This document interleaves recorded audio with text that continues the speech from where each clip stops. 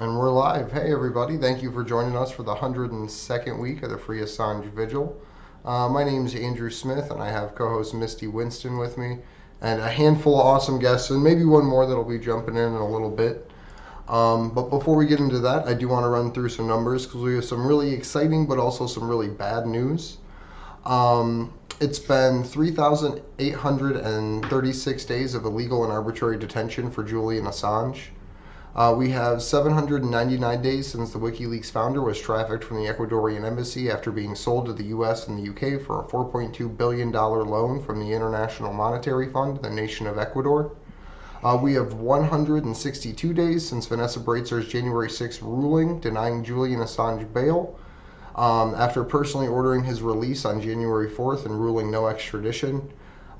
We have 1,391 days of inhumane detention for the alleged Vault 7 whistleblower Joshua Schultz, and at least 963 of those days have been spent under special administrative measures. We have 791 days of political persecution for Ola Bini in Ecuador.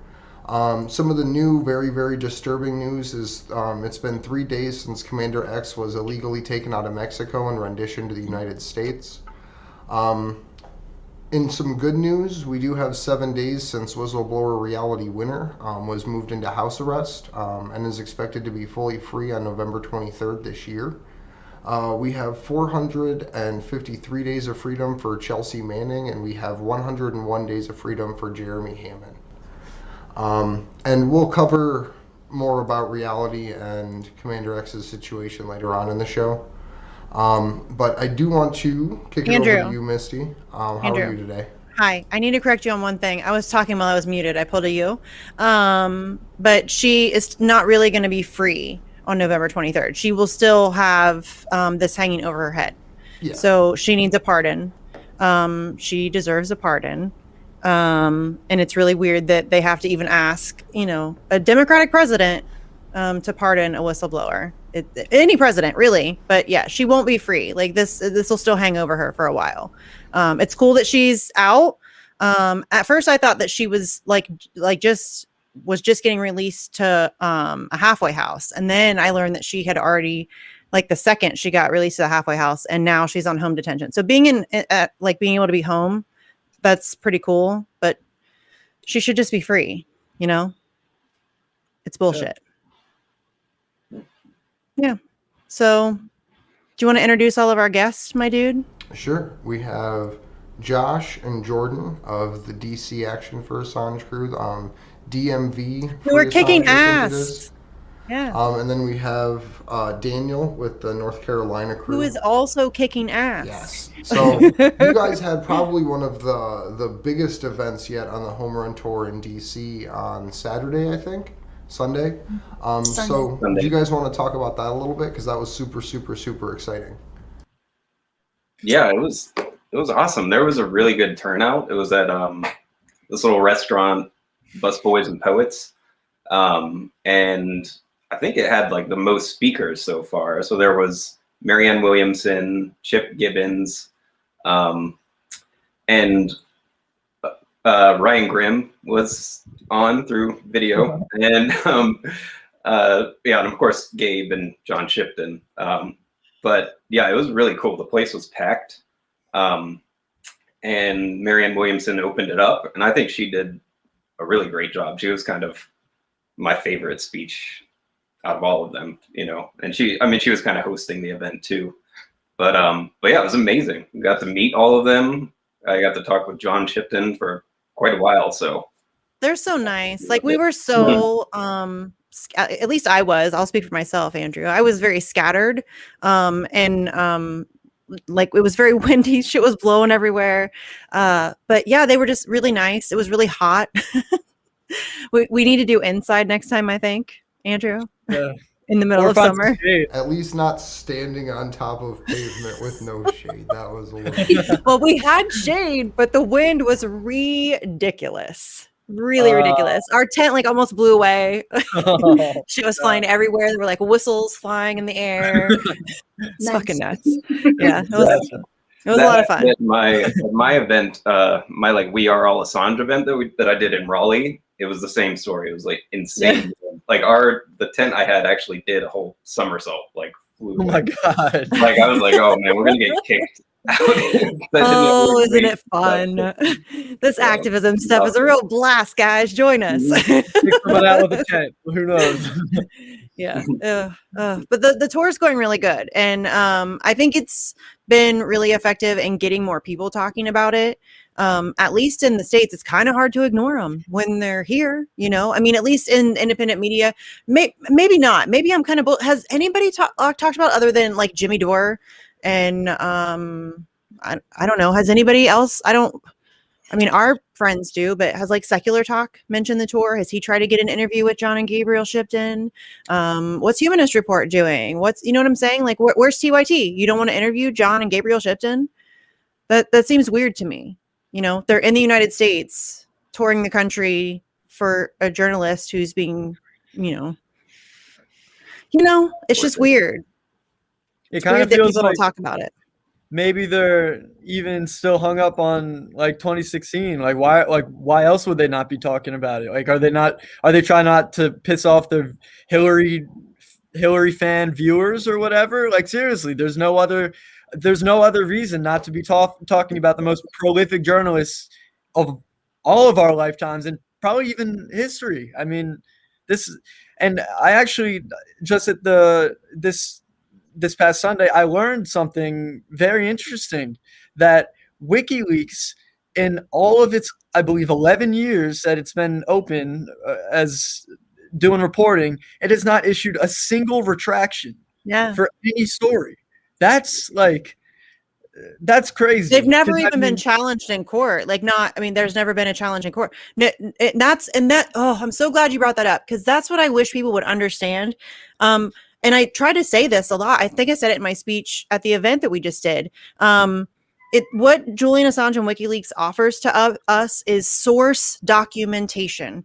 It's not like some talking head blabbering on about their opinion or their CIA regurgitated talking points. There's none of that. It's just, and whether you agree, like people will be like, oh, but he's a Russian. Seriously though, who cares? In my perfect world, there would be 1,000 WikiLeaks working across the globe to expose everybody in power. And people in power should be terrified of us. They should be terrified to do anything wrong. We should have constant watch over everything that they do. If there's going to be people in power, I want to know what they're doing, and you should too. And that's what Julian does. So if you want to expose people that he can't expose everybody, go start a WikiLeaks and start exposing some powerful people who are doing terrible shit. Like that's how that should work. And I just can't get it across to people that he's turned journalism into a science as much as you can. This is just authenticated material. You read this and decide what you think about it. And to me, that's invaluable. Maybe I just look at like that differently. I totally agree. And look at how ridiculous this is. This man is an Australian citizen living in the United Kingdom, reporting on a company based in Iceland. The United States has jurisdiction over what he says. Like, how does that even make sense? Like, it's crazy. He's not even an American. He's not even in America. So and WikiLeaks isn't an American publication. That's again, glad you brought that up too, because that's terrifying, because the United States is trying to claim global jurisdiction over journalism and information. No, thank you. No, thank you. I'm not okay with that.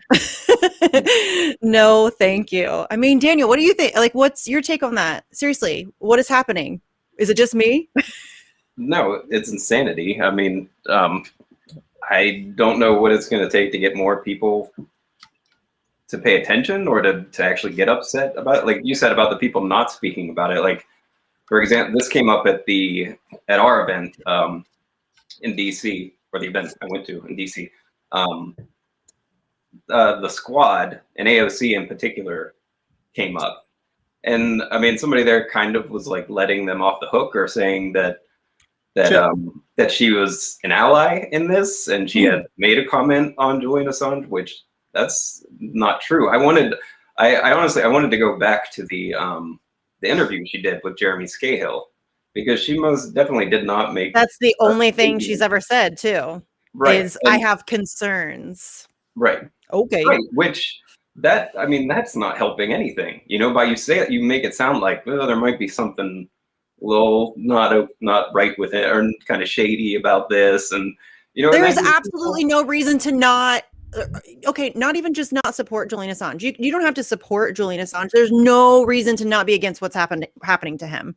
Absolutely none. It's unbelievably atrocious. His human rights have been violated repeatedly. He's been spied on in the embassy. They had microphones in the bathrooms, and people just act like we're normalizing that.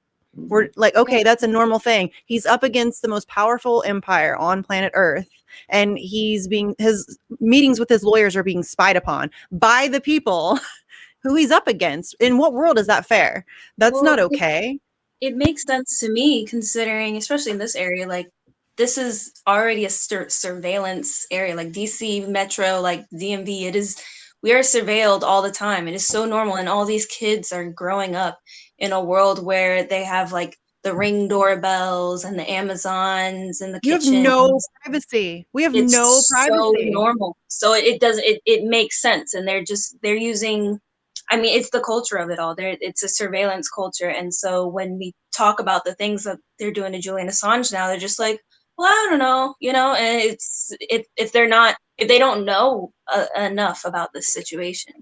And I mean, that's why like it's so great that we did start something in this area, in the DC metro area, because like I said Sunday, like this is the most propagandized area of and the you're country. killing it. You guys are killing it in DC. Seriously, you're killing it. We're going to get out there within between now and the end of the month at DuPont Circle to hand out some flyers and talk to some people also. And we would love for people to come out and join us. We have a Discord When are you page. going? Say it again.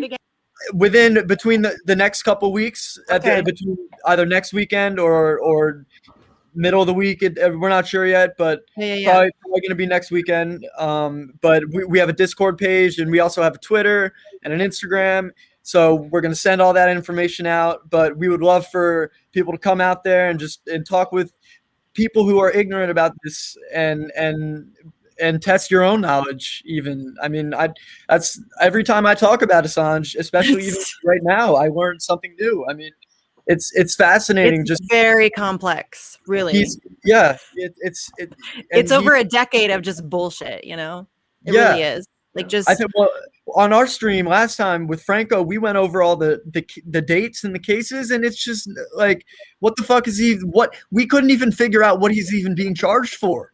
Like, it's fascinating too. If you go back, I'm kind of a nerd about it, but if you're interested in propaganda and how it works, I highly recommend going back and looking at how propaganda was used against Julian Assange. It really is like, they're really good at this. Yeah, they're really good at this. And I think that it would be beneficial for us to like really examine that and for what it is, so that we can figure out how to use that against them, because I think that's probably what it's going to take. So yeah, I think that's, and it super interests me. Like, I love going back and watching how the news media, I mean, like if you go back and watch 9/11 and the propaganda surrounding 9/11 and all, to me, that stuff's fascinating. And I think that we need to start looking at that stuff, because it's really, propaganda we're bombarded with it. Well, that was something that we dealt with when somebody took a picture for us. And the first, we said, after we were done, he seemed a little standoffish, but after we were done, the first, I said, hey, do you want to talk about Julian? The first thing he said is he sexually assaulted some people. And it's like, he's just not, like, how do we talk to somebody like that? I mean, I said, no, that's misinformation. No, it's not. It's like, people like that don't even want to. That's hard. That's a hard one, and that's why they use that. It's used as that, and it pisses me off because you're using, something like that as a weapon. And to me, what I do when I come across somebody like that is introduce them to Nils Melzer. You know what I mean? Because Nils Melzer has examined that. He speaks fluent Swedish. He's examined the court documentation. He knows what he's talking about. And I know that. I know that it's difficult because they will do emotional manipulation around this subject, but I don't, in these situations, I'm not like a believe all women kind of person. When it's leveled against somebody in power, I think you owe it to due process because it is used as a weapon against people, and it has It's- been with Julian. And I think that once people are, if you can get them to be calm enough and step outside of their bias enough to actually examine the facts of that case, it becomes very clear very quickly. And that's been my experience. When you can get people past that point, where they're letting it just like it like sets off their lizard brain, and all of a sudden they have a feeling. Once they can get past that and like get back to their logic and look at things in an objective way, it's really, really obvious. He pissed off really powerful people, and they have done everything they can to destroy this one man's character. I mean, again, if you just look back at the propaganda and the way that it's been used to label him a hacker and a terrorist and a rapist and a sexist and a white nationalist, and he's anti-Semitic, and there's a number of smears out there. I mean, Caitlin Johnstone has like a 74-part article or some crazy number debunking all of the smears of Julian Assange, because they've leveled everything they can against him. And they do it little by little. It's like chipping away at his character until now you've created this like villain. That's probably going to be the excuse for people like the Squad, and apparently that Rolling Stone not article, but the Rolling Stone interview that showed how Nina Turner was sort of being, suppressed in talking about Julian as well. Like that's probably the exact excuse they're going to use for that. It's not good enough. That's not a good enough excuse for me. So I don't buy it. Introduce somebody we have with us, Kyle. He's an artist that actually is doing like charity fundraiser. So how are you doing today, buddy? Pretty good. Good, man. Thank you for joining us. Do you want to talk a little bit about what you have going on? Because I think it's a pretty cool little thing you got set up. Yeah, sure. So I'm Kyle Taylor, an Australian folk singer. 33 years old. I've written 101 songs approximately, and I have a concert in Melbourne, Australia on June 27th, which is Pineapple Day. And my music... Sorry, that's why I get a pineapple. My music's on my website, kyletaylor.info. Other than that, I sort of chimed in when you were sort of discussing the allegations, and I was doing some research over the last couple of days, and so basically, like August 2010, we know that the Swedish prosecutor's office first issued an arrest warrant for Mr. Assange, and it said that there are two separate allegations, one of rape and one of molestation. And Mr. Assange says the claims are without basis. When we move all the way to November 2019, Swedish prosecutors have discontinued an investigation into an allegation of rape against Mr. Assange, and he sits in Belmarsh prison.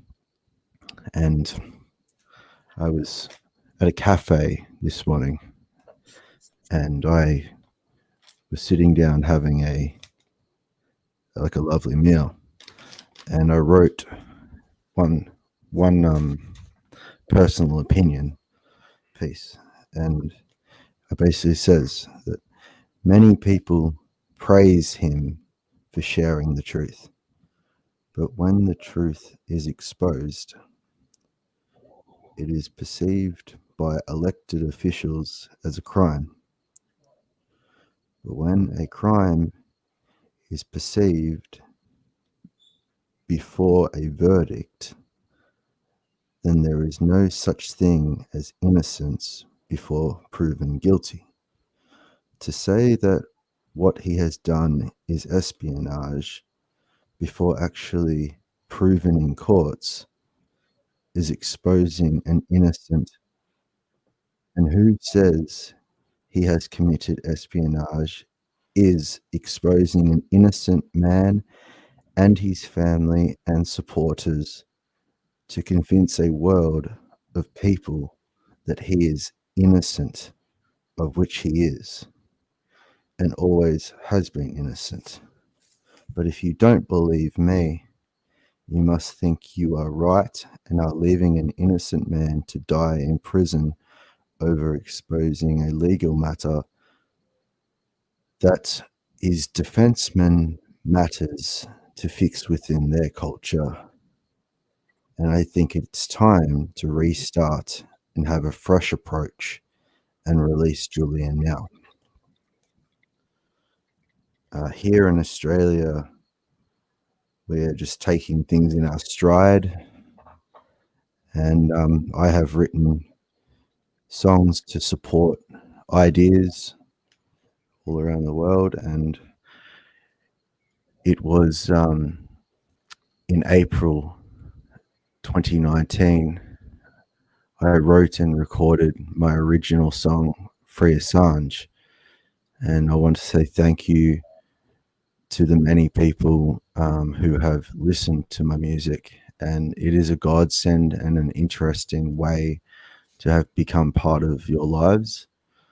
But I know that Julian Assange is an Australian editor, publisher, and he founded his crusade for the purpose of creating ethical principles or values by posting information of historical importance for the public to download. WikiLeaks provided and still does provide ethical and social opportunities to the public, such as news of 100% truthful nature, and by allowing the public to know about Julian Assange and his life creates improvement in society and has proven to help my life. As like I was suicidal in April 2019 because I've had issues with my mental health. When I heard ex-president Donald Trump make an ironic statement such as WikiLeaks, who's WikiLeaks? He actually said, I know nothing about WikiLeaks, which was in April the 11th. It was leading up to April 11th, 2019, when he was asked by reporters in the media if he loves WikiLeaks. And he said, I know nothing about WikiLeaks. Now, that statement or choice of words led me to seek out who WikiLeaks was. Since then, I have been able to be on a personal discovery and my mental health has been helped by knowing him. And I also have a support network called Each, who has been helping me. But my mental health is important, and mental health is important. And without hearing your ex-president Donald Trump speak about WikiLeaks, I don't know if I'd still be alive today. Now, thanks to Julian Assange and Kristen Raffneson, I think I've got that right, I'm not sure, and Stella Morris and her amazing network of supporters yourselves, I've found purpose in my life, and it's all because of you. But apart from me feeling 100% certain that I was saved from the choice of suicide, I do know that there is evidence other than I that WikiLeaks and Julian Assange has saved countless lives by providing a refuge for the people who may need to seek mental health help from mental health services provided in each person's place of origin. But other than what I've said, I don't have much more to say. There is evidence to state that WikiLeaks has created a positive effect on society and is helping to save people's lives. However, when ex-president Donald Trump said, I know nothing about WikiLeaks, on October 10, 2016, Donald Trump said, and I quote, WikiLeaks, I love WikiLeaks. That was 3 years earlier. Donald Trump said 3 weeks later on, this WikiLeaks is like a treasure trove.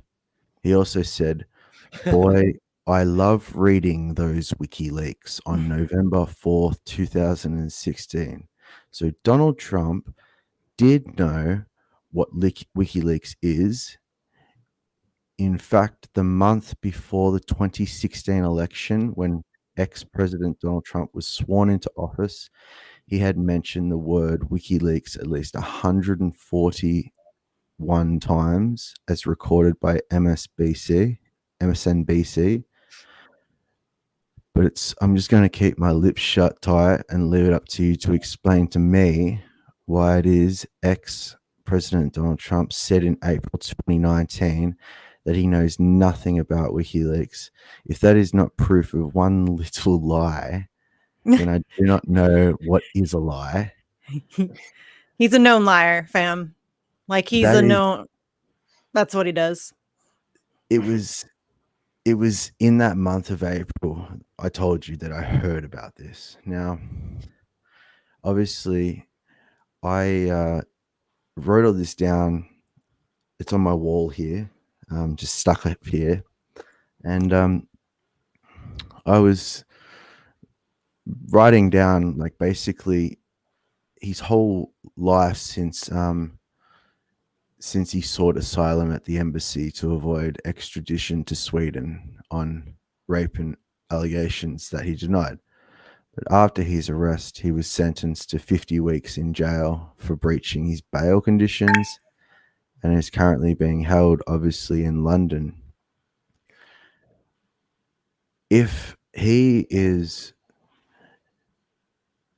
being has had a warrant issued to detain him for failing to surrender to the court in 2012, and then was arrested by the Metro Police in April 2019, and then he breached his bail conditions, and then also Sweden reopened the sexual assault investigation in the US files. There was 17 new charges against Mr. Assange, and then a couple of 6 months or so later, the Swedish prosecutors discontinued the investigation. That proves that Sweden has people in its country that are blatantly lying about sexual assault. And that means that Sweden has an issue with mental health issues within men and women in their country and need to sort out their mental health system and help those people with counseling and psychotherapy care to simply show people it's not okay to come out and accuse people of something that they did not do. That's all I'm going to say. You're right. It's used as a weapon. It's 100% used as a weapon against people, and it's really terrible. So the concert that you're doing that's for Julian? Is it like a fundraiser for Julian? Is that what I'm gathering? It all started with basically me being interested in pineapples, and and so I just thought, like, I just wanted to sort of I've this is my room, and for the last couple of months I've been sort of setting up a shrine, and I have every day I set up 12 candles, just along, probably this pineapple's in the way, but there's 12 candles, and I light the 12 candles in honor, one, or six for Julian and 6 for Craig Murray, and then I basically just love pineapples.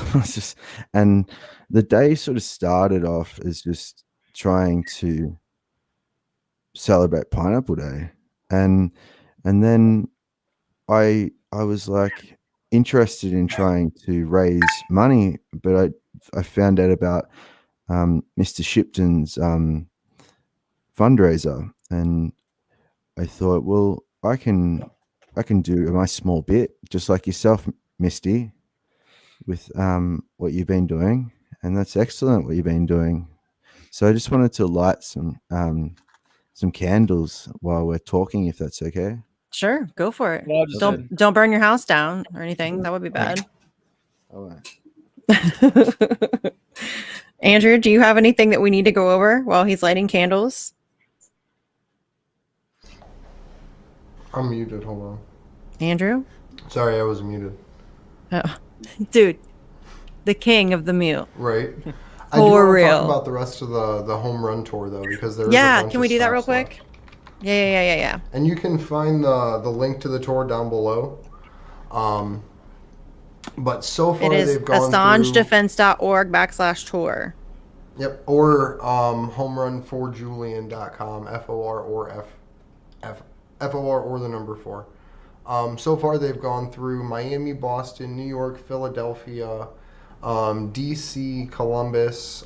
Chicago is set up for the 17th. Milwaukee is the 19th. Madison, Wisconsin is the 20th. Minneapolis, St. Paul the 21st. Denver the 23rd. Portland the 24th.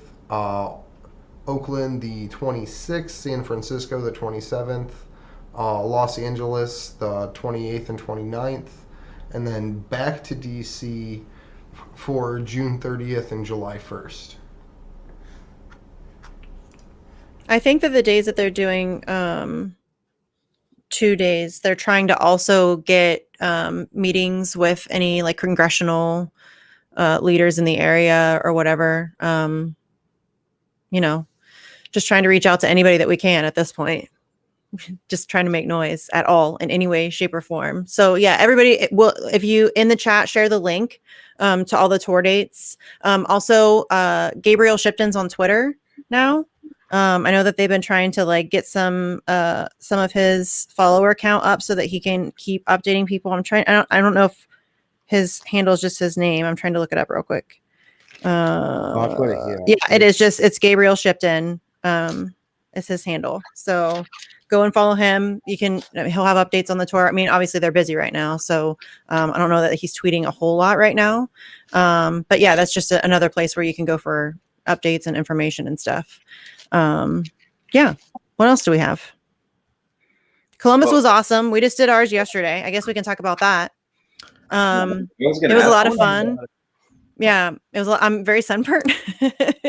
Like I've been telling everybody, I'm like a big baby when I'm sunburned. I hate it. So yeah, but Columbus was great. It was really windy. We had to, and I get like, if you know me, you know I hate public speaking. I hate that stuff. It's not my jam. So I get like I like work myself up. I get really anxious and nervous, and then like it's windy and the tent's trying to blow away, and then I just work myself up even more. And I have to speak publicly. Like Andrew wants me to go talk into a microphone, and I get like all weird. So it was quite a day of neuroses for me, actually. It was fun though. No, it was fun. Andrew did a great job. He was kind of like the MC, I guess, of the event. And Gabriel and John were awesome. We had a lot of cool people show up. We tried to get Nina Turner to come. We missed you, girl. Where were you? That's weird. We Must be Krish Mohan came over from Krish Mohan came. Pittsburgh. I got to meet Krish in person. I love meeting people in person as much as actually I do and I don't. I love it and I hate it. But yeah, Krish is great. I love Krish. According to Krish, John Shipton called him a hoot. Yeah. So now we want sure if anybody's good at like art, we want a little Krish owl and have it on a shirt that says Krish is a hoot. And I'm gonna rock that so hard, dude. I'm so if you guys know me too, I'm like addicted to shirts. I have lots of them. So if you have a shirt, I'll probably buy it. Send it my way. This is Empire Files. Oh, nice. Yeah, I've got my Yeah. combo. Okay. Yeah. See, Yeah, Fee owes me a shirt. Where's Fee? Is she in the chat? Yeah, I have my fuck censorship, but Fee owes me a shirt. She shout told me out I can to- have one. Shout out to Pasta. Yeah. Yeah. I finally got Yes. it. Mine has a Fraud Squad Easter egg. If you Nice. You look like- Nice. Oh, I don't have an Easter egg. I want an Easter egg one. I want one for all the seasons, all the holidays. I can match. It'd be great. Yeah. I don't know. How the fuck did we get started talking about that? Anyways, Columbus. Yeah. Columbus was fun.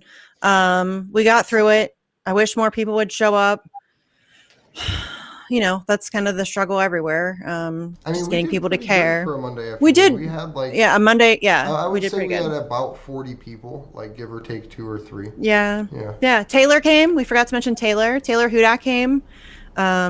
She's an amazing journalist. She started this group, actually, Action for Assange, with Andrew.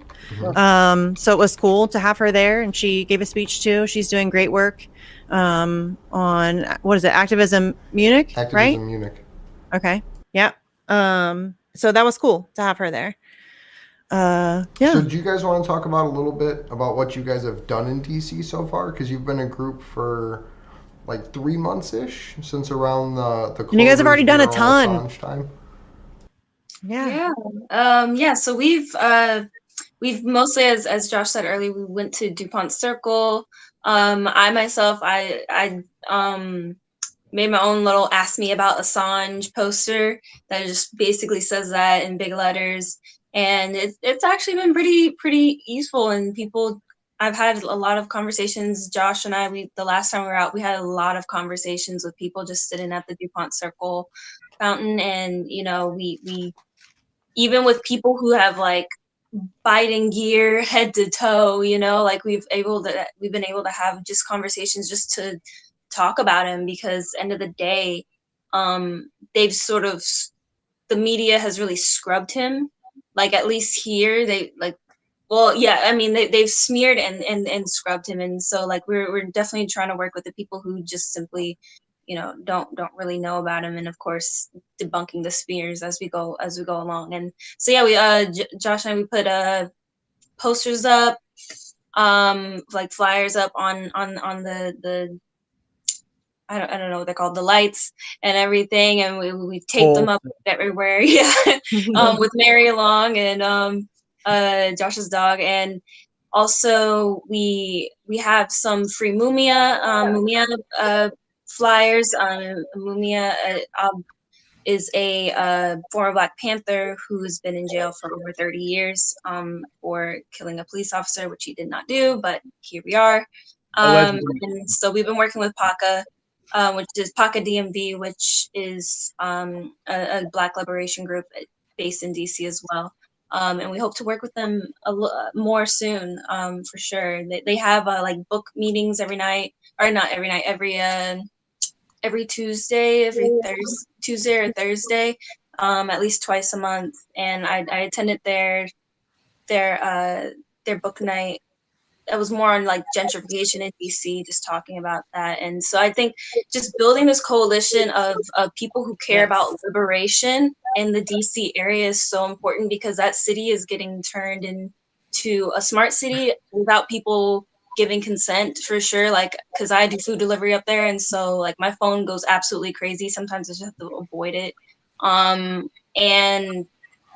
there's just so much that's happening in that area. And it's because they just see us as little rats and ants that they can just kind of play with and manipulate. And well, because like the people we grew up around kind of, and like I admittedly was. I mean, it's this area. It's really tough to. It's hard anywhere. It's hard anywhere. I mean, if you think about it, that's a lot to take on. You have to ask somebody to come to terms with the fact that everything that they thought they knew is a lie. That's a lot. That's a lot. And I mean, I try to be patient with people who are not ready for that yet, and just, you know, help them get to a place where they can be. But I mean, that's a big step for somebody to take, because it is, I mean, that's essentially what you're looking at. Everything you ever thought is crap.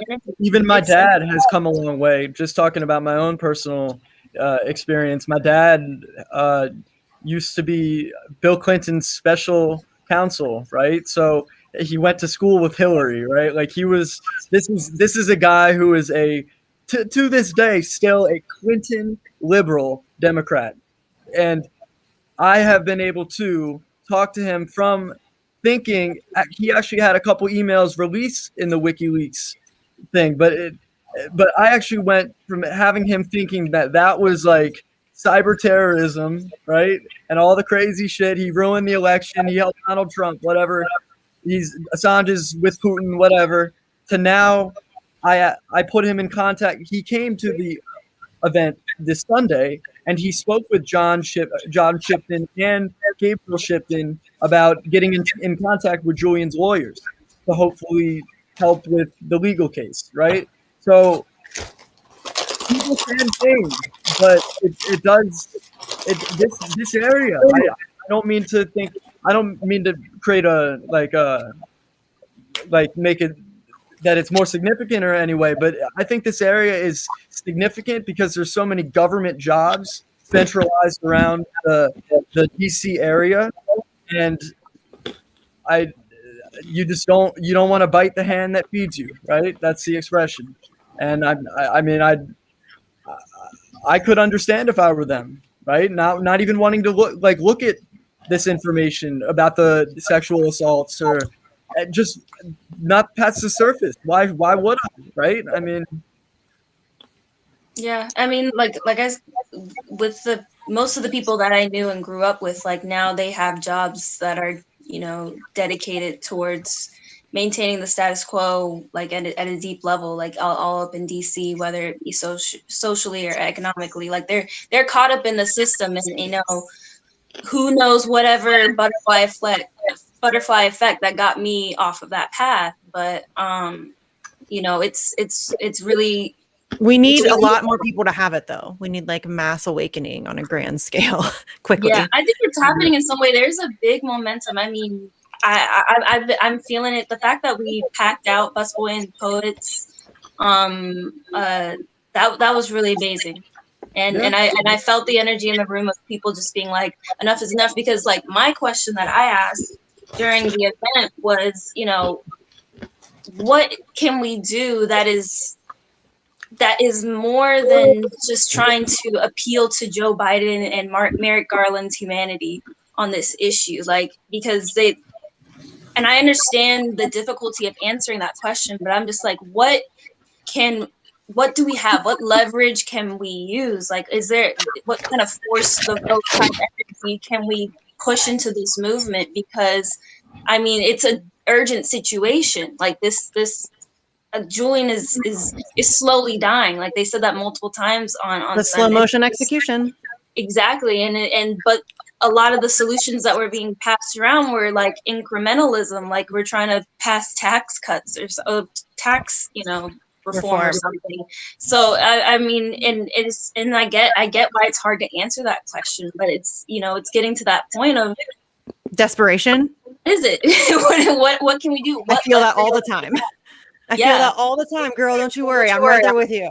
Right there with you. It's terrible because I don't even have an answer for that because I don't know what we need to do that's going to wake people. I mean, trust me, I ask Andrew, I get mad at myself constantly because I can't find the words. I can't find the words to get people to understand how dire this situation is. This is not a game. And again, it's not about Julian. Yes, his life is 100% worth saving. And what's happening to him is unbelievably sickening. But it's not even about that. Well, to Jordan's question and earlier point, just me personally, I think the way you do it is just building bridges and alliances between groups. Like your group out in DC, we had one come out to Columbus that was the Mid-Ohio Workers. And they're just a local group that's still to this day knocking on doors, helping people pay utility bills, make sure that they can afford their rent and have food. Like they're a very like on the ground real issue campaign that's been going on for I think at least like 5 or 6 years now. And it's building alliances so that way people that share ideological goals or principled stances can build together, right? So like a few people that turned out to our event signed up to help Mid-Ohio Workers. And then the next time we hold something, we'll probably have more Mid-Ohio Workers members come and hang out with us at our events. And that doesn't necessarily create like this immediate instant change, but it creates this community not only of support, but of people that are willing to do the work. Mm-hmm. Yeah. That's a good idea too. And I think Gabriel shipped in, also talked about how I think in Australia there's a group of people in Congress who are dedicated to and was it the UK that 24 MPs signed a letter? Do we have an echo again? A little one. We have one creeping up. I don't know where it's coming from. I don't think it's me. Okay, I don't think it's me either. Mm. Okay. Hello, hello, hello. I don't know who it is. Well, Gabrielle Shipton basically just sort of said that.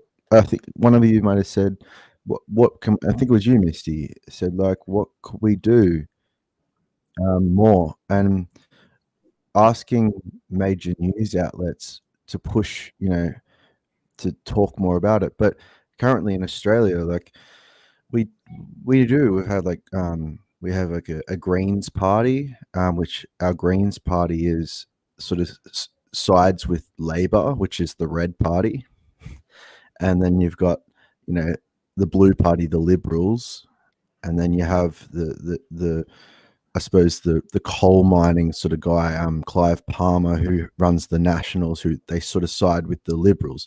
Now the Greens have come out and said a lot of stuff to, and Labor's opposition leader, Anthony Albanese, Albo, some people call him, he has come out and said like enough is enough. A quote that he actually said, I wrote down here. He pretty much sort of said, there's no point for his incarceration anymore. There's no excuses. There's no reason. If he is able to get into power, like he's going to, I believe he'll do more for Julian. Hopefully Julian's out before he gets into power. But our current leader, Scott Morrison, is in the UK, as your president is too. And,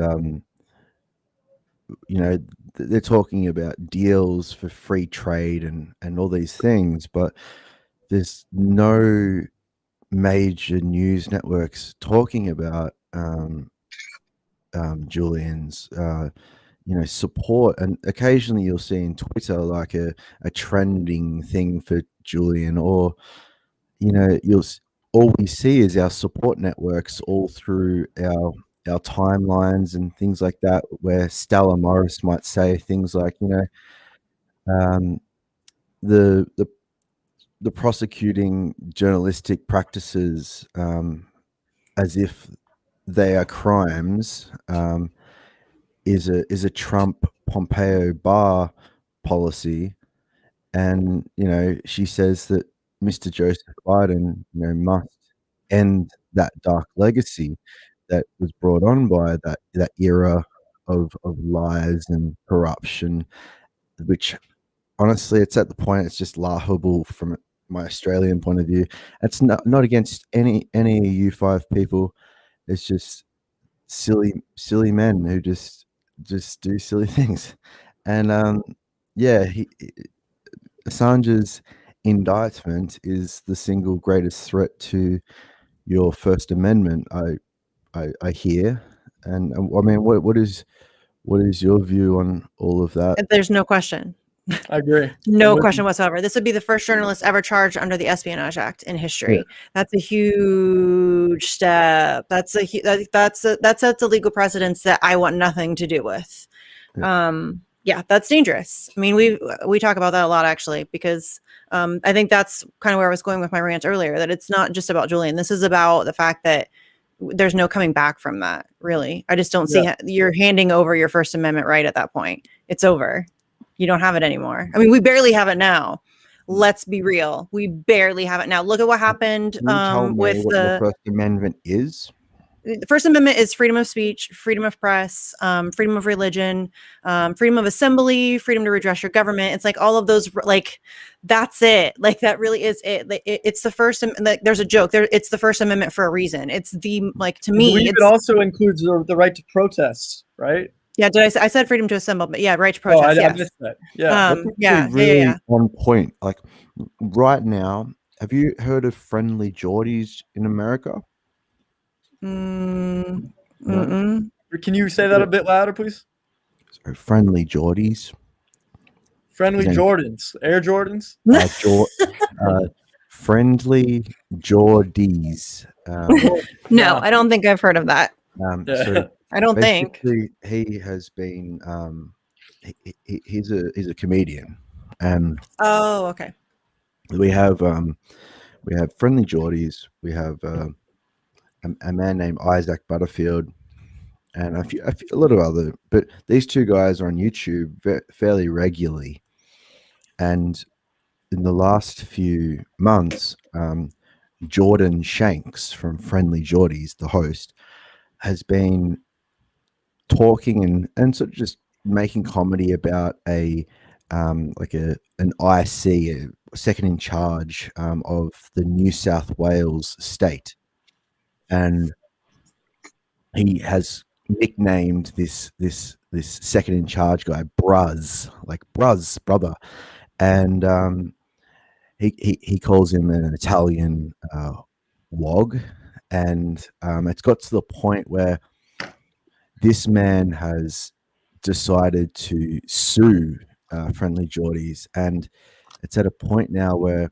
our freedom of speech, especially if you've got a platform on YouTube and you were making jokes about this thing, they're sending out the terrorism task force type police to arrest the producers of this show, the Friendly Geordie show, and it's been on camera, and it's been a really big thing in the sort of I suppose the young people's lives, because there's a lot of people who are young watch his show. And yeah, that's in terms of like your First Amendment being about like all of that sort of stuff, like freedom of speech and, you know, freedom to believe in whatever religion you want to believe in and protest and all of that. It's all matching up around the world, and that should be a human right.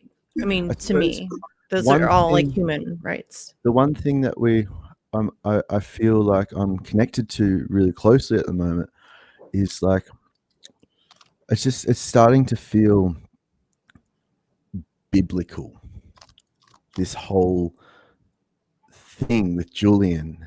It's like I keep being contacted by a lot of spiritual beings lately, and talking about Julian, and I just recently like saw like the Church of Jesus Christ, the 12 Apostles, the Quorum, if you know about that. And I really think that it's sort of time that the 12 apostles, Neil, Dieter, Ronald, Gary, and so on, all those 12, and bless Robert D. Hales, who passed away in 2017. But it's time that they do something about Julian's case, because it really, I've been contacted by a woman named Christine Ann Sands, who you probably know about, and she's a lovely woman, and she has been really supportive of my music, and she has talked to me about, you know, her love for Julian and her almost infatuation, I suppose. But it's okay to love him that much. It's just that when it gets to that level, it can be detrimental to our mental health, and we need people like these 12 apostles, these men, to really speak up and talk to their people, their congregations of people, and spread the word. We need to spread the word far and wide, and this is more of I feel it's become more of a Western standoff now. Like we're not really held back. Like you see the president of one of the countries in the was it Belarus or someone who recently came out with that video that said, you know, why are we doing this to Assange still? Why do you? And did you see that video when he? No. No, Was there it the dictator of Azerbaijan when he was being interviewed by the BBC reporter? That, yeah, and that was a monumental moment, like to see that. Like we don't see Joseph Biden coming out and saying anything like that. We don't see my prime minister saying anything like that. It's No, just do you want to see us. what they It's said? just Hold on. us. I'll show you, fams. Hold on. Let's see what they said. But we do have to get the news in a minute too. Yeah, 'cause we got this a is lot to get news. through. This is news. Zip it. Okay, so here's what Boris Johnson said recently. So Nick Watt is a journalist at the BBC who's garbage, like a dumpster fire of a journalist. Okay, disgraceful to see the hounding of Nick Watt doing his job. The media, ready for this? The media must be able to report the facts without fear or favor. They are the lifeblood of our democracy. This douche canoe has Julian Assange in essentially a dungeon, and he has the nerve to say, "Really, really though? Okay." And then hold on. It gets better. This is, my president. God, my president.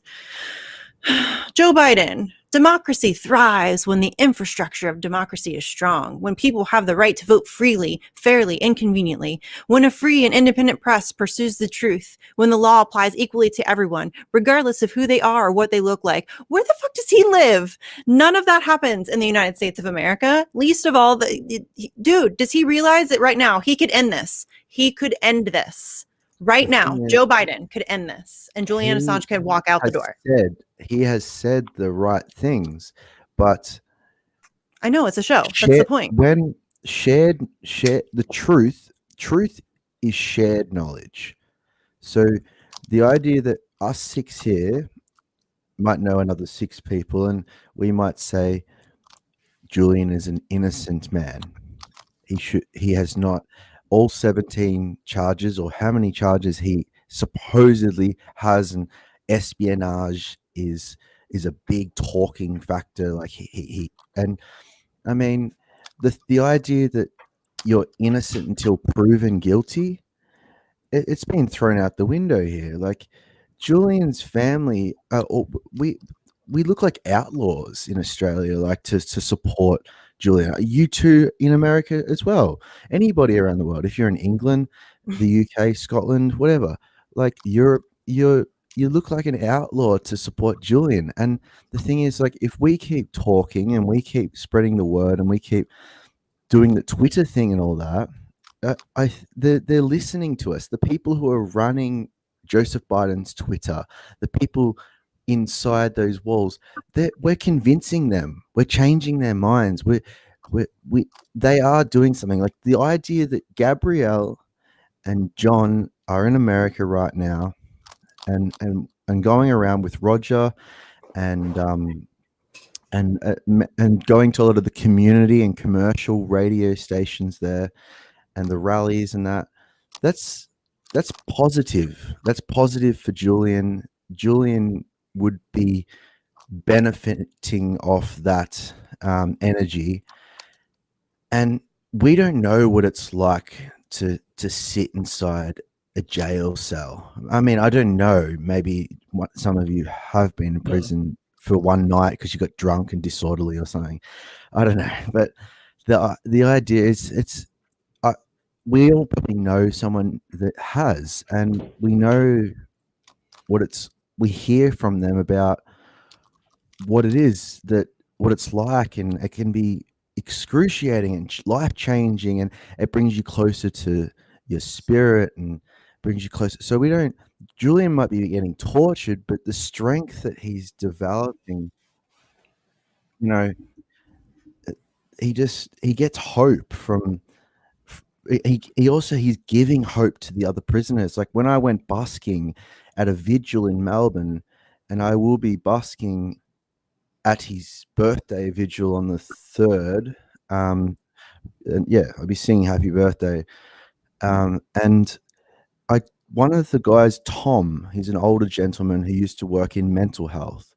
He told me that he has heard that Julian's friends in the jail feel more hope by us talking about all of this, and they hear it and they feel it, and it is spreading some form of joy in the prison, even though it's like a hellhole. Well, yeah, when Julian first got put in the prison, it was the prisoners that organized to get him a strike, to get him better treatment. Yeah, to get him better treatment by the prison. I do think though it is important for us to remember that there are a lot of. I had we were having this discussion the other day in Discord with somebody who has served years in prison and who grew up in the school to prison pipeline, right? And he made the point where we need to do a better job at addressing that there are people who get swept under the legal system in the United States every single day, and there's not people don't even know their names. There's hundreds of thousands, millions of innocent little kids who've lost their entire future, and now they're Yes. sentenced with life without parole. But sometimes it's we get we get I guess I don't want to say we put him on a pedestal, I would say, but because he is such an important case. But we also have to remember that for ever since this prison system has been developed, it has been setting this precedent for just if you want to silence somebody that you don't like, whether that's somebody who supports slavery or doesn't support slavery or or doesn't support or that supports freedom of speech, like Julian Assange. There's a connection in all of them. So I think while it is definitely a new precedent, being the first journalist ever being charged under the Espionage Act, we also have to remember that this is the legal system playing how it is. Yeah, our prison system sucks. Listen, let's not get it twisted. Our prison system sucks. I'm a prison abolitionist. Like, I'm done. Like, we're done with prisons. No, they but treat Julian's case the way that they treat traffic tickets here in the United States. yes, yes. Like they Well, just in read Julian's what it case, says on the paper in the book and then go, okay, well, Yeah. that's yeah, what it it's is. not. It's a kangaroo court, but not even just that. He's facing 175 years in ADX Florence under special administrative measures. That is. I liken it. I don't know if you guys are old enough to have Very. seen the movie Labyrinth, but it's like throwing you in the oubliette and forgetting about you. That's what they do. They throw you in a hole and they literally just forget about you. And that is what special administrative measures is. Your visits are incredibly few and far between. You don't get to talk on the phone very much, and when you do, it's all monitored by somebody from like the FBI. Or when you do have visits, they're in the room with you. You are essentially erased from life. And it's incredibly oppressive. It was oppressive enough for Vanessa Bratzer to say that she wasn't going to extradite him. Well, that's exactly what Right. Gabrielle Shipton said, who, Assange's brother. He said his brother Julian saw the internet for its emancipatory qualities, but he also warned it would be used as a tool of surveillance and control. So you Julian's see, been warning us about all of this stuff for years. Everything that's happening right now, absolutely. there's a video of Julian Assange saying, Yeah. "Hey, this surveillance stuff's about to come for you." You know, and he predicted everything that's happening to himself. The last generation that will be free is like now, but then if you look into my idol Bob Dylan, he said quite a quote about we're not free like birds. Birds might be free in that, but they're still chained to the sky. It's really about sharing the knowledge and just keep on pushing and pushing and pushing. And I believe, this planet that we live on, and you look up at the moon and the stars, and even though we might see demons and angels or nothing, there's still something that's going to help Julian be released, and it's going to happen. And he's going to come back to Australia, and he's going to get the right mental health treatment to help him, because we want to do that, and his father wants to do that. And I know people like who Julian grew up with around this area that I live, and there's a guy who does a radio show just down the road from where I am here, and he used to hang out with Julian when he was a young kid, and he lived in the mountains down here and that. And like Julian just went down this path of like discovering the internet and how to hack and do these things, and he tried to help with transparency and teaching about what transparency looks like. And the 21st century, like this is like probably the only man in the next like 100 years that, like, you know, we may ever like be able to free and then be able to sort of just knight. I believe in my song "Hello Sir," I am saying to the Queen, and I'm saying to everybody, just keep pushing, because I believe he may not want to be knighted and all that, but I think when he gets out, he deserves to be knighted. He deserves to. He's done what almost Jesus did. It's seriously, it's just amazing what he has done, and we don't.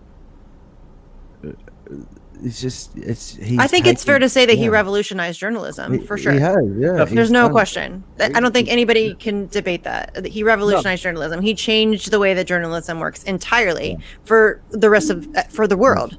And I think that that's an incredibly important point to make, because too many people forget that so much is focused on either the claims, like the bullshit against him, or the court case, and we don't talk about all of the things that he's given to us. I mean, he's exposed more corruption and criminality the globe over, and that's not just governmental, that's also corporate corruption.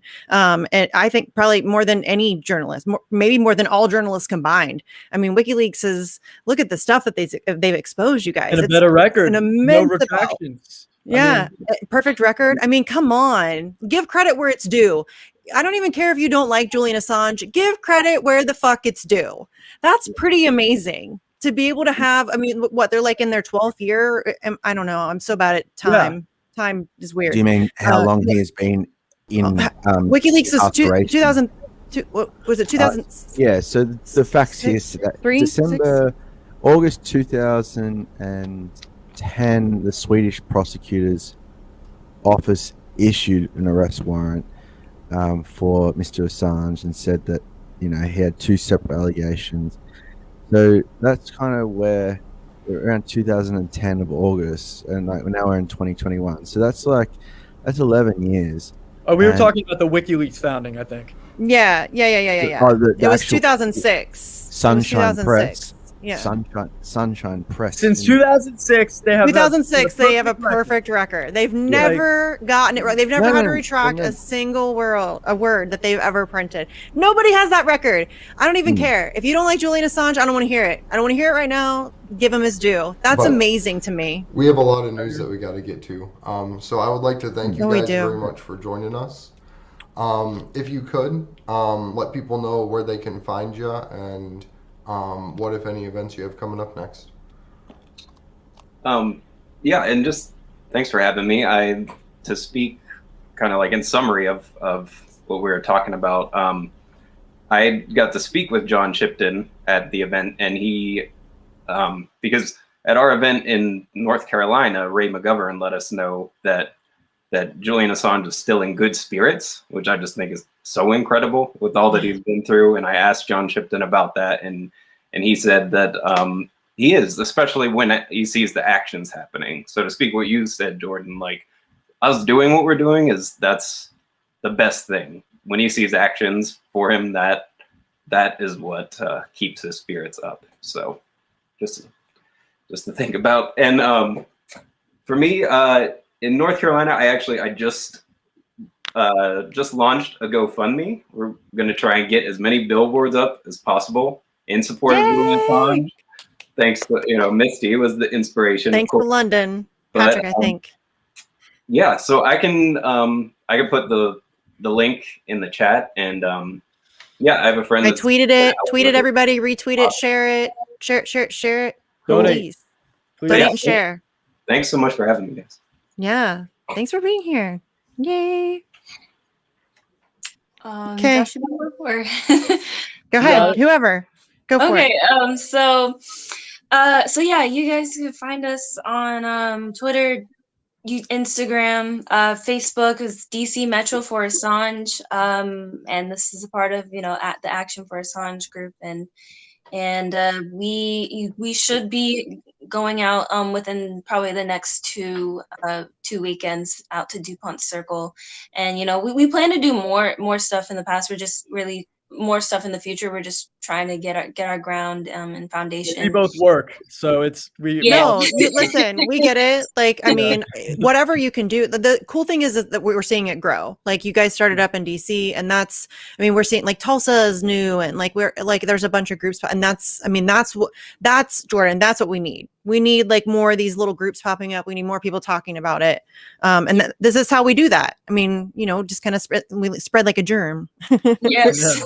Yeah. And so we're trying to get that everywhere, and I'm trying to think of what else. Oh, I wanted to say it was very interesting finding out that Australia did not have like a straight up just freedom of speech or Bill of Rights on Sunday. Found that out. That was very interesting. We do have, but we have like freedom of speech. We do have freedom of speech, and I mean, I am telling like the whole world that you all have the right to like be.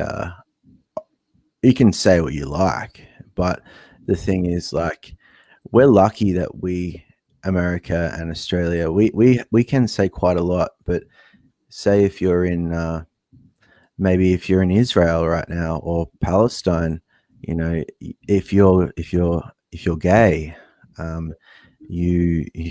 it's hell. It's not very nice for you. So, freedom of speech for people, such as that, and then, also like people in Australia who are Indigenous, like it can be difficult, having dark, like colored skin. I'm colored skin too, but I mean, we're all, there's no color. I don't know. It's just what it is, Where can people find you in your upcoming show? Man, like honestly, like if anyone out there wants to find me, it's just www.kyletaylor.info, and you'll be able to find everything through to Spotify, YouTube.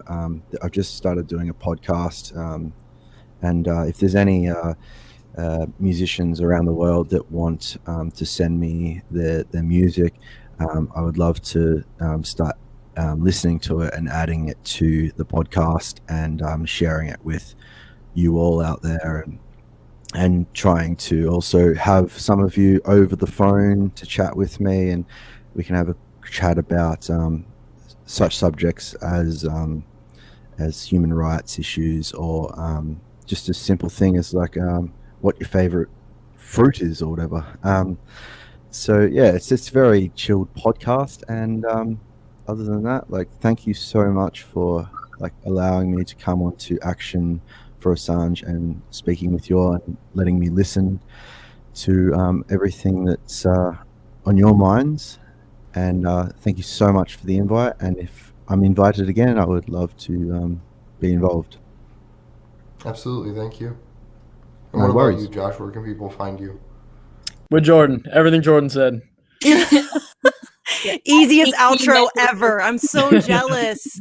I hate that because I always forget something. I panic. Yeah. Seriously. No, it was good to have you guys. It was good to be able to hear what you guys are doing in DC. You guys are kicking ass. Seriously.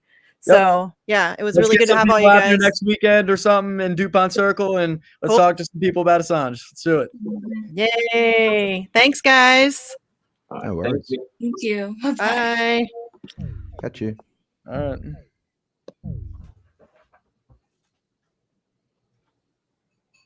Thanks, guys. I really appreciate it.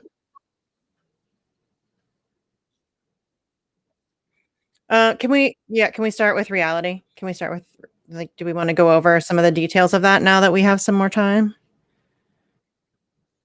Yeah.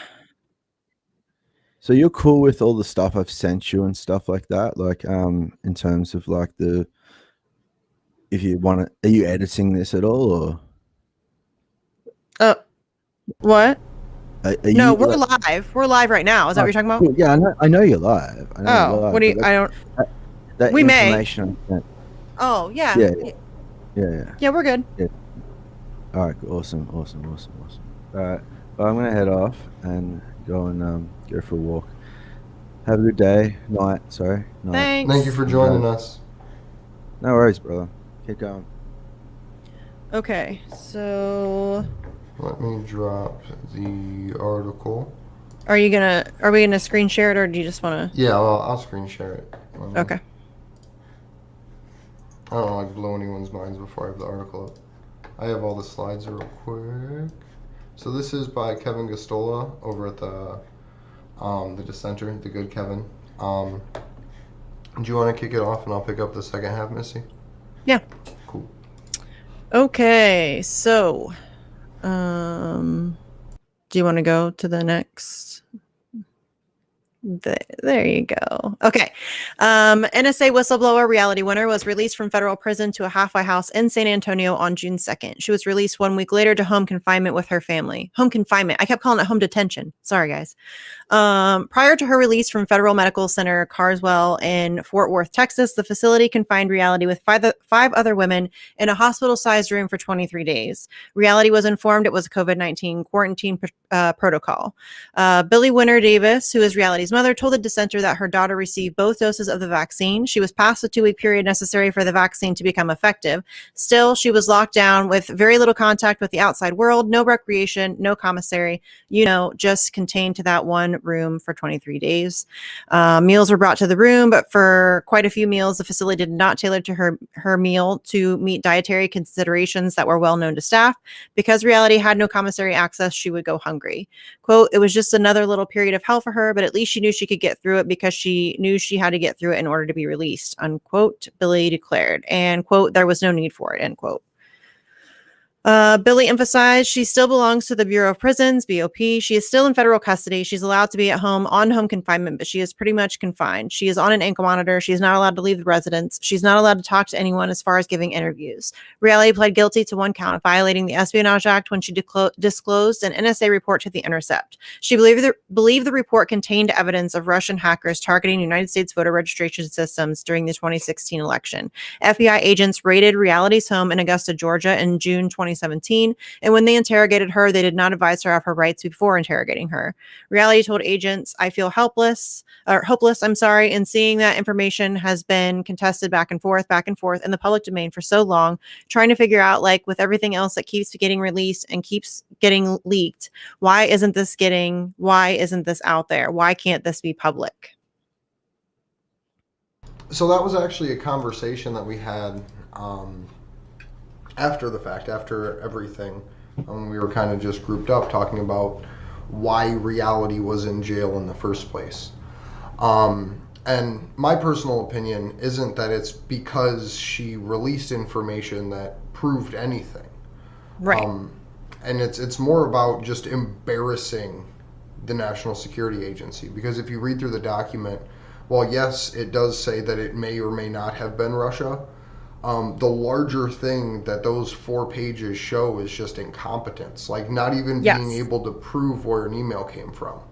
Well, and she like also John just became Kiriakou, she became a very convenient scapegoat. right. And just like John Kiriakou would say, these courts and the process she went through isn't about justice. It's not about anything except damage mitigation. And from at least my point of view of the world, it's about the people at the tops, at least at that time, like the Clappers, the McCabe's, the Pompeos, the Haspels, saying there's certain people that are allowed to release information. Like, we can have some person make up some fake shit about the president's fucking doing some bullshit with Ukraine. But when it's a young woman that has an actual moral standing, like, hey, I feel compelled to release this, that's where the problem is. It's not when a CIA agent releases something at behest of their masters. It's when someone actually has a crisis of faith. Yeah, well, we don't treat those people well. We don't like people who have conscience. We don't like people who tell the truth. It's very bizarre to me. Like, we really do not enjoy those people at all. And we will destroy them. We've done it repeatedly. I just find that, like, to be a very weird character flaw in humanity. I mean, just seriously, how many times do we have to do this before we realize that maybe we should start paying attention to those who are courageous enough to speak the truth against power? and maybe we should back them up once in a while. That'd be good. I mean, just once in a while, maybe. Let's try it. Let's try it on for size. Let's just try, see how it goes. I mean, what harm could it do? We've been doing it the other way for so long. Let's just try the other way. Just try to do it like not evil. That'd right, cool. Just for a little bit. I mean, we could just try it for just a little bit and just like a test run, like a 6-week trial run, right? Let's try it. It's so weird that I have to convince people to like not want to do terrible things. But that's it. You know, am I wrong though? We always do this, and it's really bizarre to me. Ugh, so frustrating. Okay, are you reading now, or am I still reading? I'll read. All right, good. Bobby Christine, the United States Attorney for the Southern District of Georgia, boasted that Reality's sentence was the longest received by a defendant for unauthorized disclosure of national defense information to the media. It appropriately satisfies the need for both punishment and deterrence in light of the nature and seriousness of the offense. So I wanna just read that again, because this is like the bitch's words that was ruling over her case. The longest received by a defendant for unauthorized disclosure of national defense information to the media. It appropriately satisfies the need for both punishment and deterrence in light of the nature and seriousness of the offense. Reality contracted COVID-19 in prison in July 2020 and survived one of the most severe outbreaks that occurred in the United States prison system. At one point, more than 500 women tested positive for the virus. The facility holds around 1,100. While incarcerated during the pandemic, Reality sought compassionate release, but the request was denied by Judge Randall Hall, the same federal judge who made sure she remained in jail under her sentencing. The 11th Circuit Court of Appeals later rejected her request for compassionate release as well. According to her mother, on February 17th, 2020, was the last face-to-face visit in prison prior to her release. Her family relied on a free video chat available through the Bureau of Prisons in order to see Reality for the last 15 months. Billy recalled picking Reality up at the entry point of the prison and what it was like to have her back in her arms, actually knowing she could put her in the car and take her away from Carlson. For the first time in almost exactly 4 years, Reality was able to wear normal clothes again. The Bureau of Prison expects Reality to obtain employment, but Billy said they're not sure what programs and what is expected of Reality right now. It's too new because she's still not allowed to leave the house. The Bureau of Prison makes prisoners fill out forms and constantly apply for jobs. Case managers, according to John Kiriakou, demand to know when prisoners applied, how prisoners applied, and whether prisoners applied in person or online, etc. However, it is a fake exercise. Prisoners apply for a job at Target, McDonald's, or Safeway and never hear back. John Kiriakou was hired by a progressive think tank that worked on prison reform, but the Bureau of Prisons rejected this as valid employment. So whatever Reality does for work has to be approved by the Bureau of Prisons. They are likely to limit her options to a menial job for minimum wage. Support for Reality's pardon campaign increased with President Joe Biden's election. For the first time, her mother and later her sister were invited on MSNBC to discuss her case and urge President Biden to grant her clemency. Reality's case inspired a play, In This a Room, which is directed by Tina Satter and based on the transcripts of the FBI interrogation.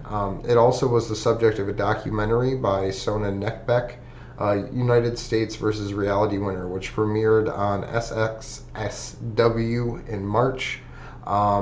Throughout extraordinarily tough circumstances, Billy has been Reality's fiercest and most effective advocate. Her release date from the Bureau of Prisons is November 23rd. And up until that date, every single day she's in jeopardy of them taking her back, Billy declared. Following November 23rd, she still has 3 years of supervised release so I still want to continue to ask for clemency because I want her sentence to be over. I want them to say, "You're done. You've served your time, you're done." I feel like she deserves that. Despite all the work Billy did advocating for her daughter's release, she does not believe that this is some kind of victory. I do not feel that we are able to achieve this for her because she did all of her time. She earned this release. Nobody gave this to her. She earned it. Billy concluded. Yeah, she shouldn't have been in there that long. It's No. bullshit that she's been in there that long. It's bullshit. Yeah, And you're it's cracking me up, by the absolutely way. crazy. You just called that lady neckback. It cracked me up. I think it was like Kennebec or something like that. You called her neckback. And I almost lost it. I almost laughed. We're Hey, man, really I'm tired, not the you best guys. reader in the world. No, I know, but just I was honestly like checking Twitter in the chat, and I wasn't really paying attention until I heard you say neckbeck. We're really tired, you guys. We really are. It's been an interesting few weeks. Yeah, it's We're fun. tired. We're a little delirious tonight. I think. Look at Andrew. He looks so tired. I'm exhausted. I'm ready to just fall asleep on camera right now. Yeah, but there's so much news. Oh, all right. Let's get through it. Let's do it. Power through. So for real though, like the judge straight up said Yeah. that this is literally to set an example. Like Yeah. it is No. them literally going as far as to say like, yes, we are trying to invoke the chilling effect. Like we are trying to Yeah. make people scared to do these things. It's a deterrence. Yeah. You've become our example. You are now our deterrence. Congratulations. You win the prize. And the prize is just brutal authoritarian bullshit. Yep. Yeah, In I light mean, of the she has no nature business and being in seriousness prison. of the offense. Yeah. There's no reason she should be in prison. No reason whatsoever. And really, if you are a whistleblower, please stay the hell away from the Intercept. Please, I'm begging you. We need whistleblowers. Listen, if you are in a position and that's something you think I mean, it's not for everybody. Listen, that's brutal shit. I'm not like Yeah. I don't know that I could do it. I'm not gonna lie to you. I don't know that I could do it. I'm not in a position to know anything cool to be able to tell anybody, but yeah, I don't know if I could do it. So, but we do need whistleblowers. So if you're that person, all I'm asking is just please don't go to the Intercept. Pretty please. I mean, for real, Project Veritas, if you have some like not classified stuff, they're killing. No, it right now. they're too tarnished. I wouldn't. You're Yeah, just but gonna. I mean, Half the people are gonna like not even listen to you from the word go because they're Oh, yeah. so tarnished. But they're straight like blowing the whistle on Fox News and shit now. Like that was their like big release. The local today. chick, yeah, she's badass. Like before we cover this air conditioning story, let me tell you about how my boss is not letting me tell you the truth. Let me do that first. Okay, now let's talk to Kevin here, who's putting in this air conditioner. You know what I mean? Like, what was that? I watched it like 3 times. I'm like, yes, I like her. I want to. We should try to get her on. That would be fun. That would be. That I would like be her. really fun. Listen, I love whistleblowers. I love whistleblowers of all variety. I've actually reached out to James O'Keefe a couple times, but haven't heard anything back. I would talk to him. Oh yeah, I would have. It would be fun. I would mean, have he questions, released but a super important piece of like historical Julian information by putting out the actual. yeah, they've full- done some stuff that I think is credible, but the problem is he's such a turd. Oh, I mean, to be fair though, I would probably be pretty cocky too. Like the dude straight sends people. But he's fucking shady too. Stuffed llamas, like that's. Like, He's shady too. It's the shady I don't like. It's the shady I don't like. I don't like the I feel shady. it, I feel I don't give a shit about arrogance. Like your arrogance doesn't impress me. You can go ahead and do it, but it doesn't impress me.